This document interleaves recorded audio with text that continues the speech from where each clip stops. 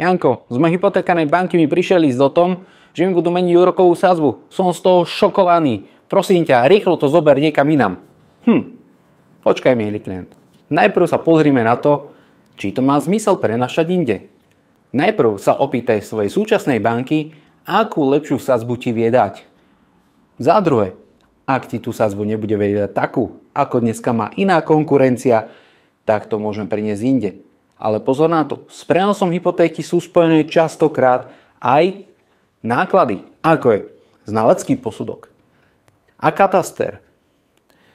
Takže ten prenos musí mať aj finančný a ekonomický zmysel. A ešte väčší zmysel ten prenos hypotéky môže mať vtedy, pokiaľ máš hypotéku, spotrebný úver, leasing, prípadne stavebný úver. Spojením týchto úverov do jedného môže tvoja mesačná splátka z takej klesnúť na takú. Aby si len nesplácal, ale dokázal aj normálne žiť. Píš, volaj, som tu pre teba. Čago.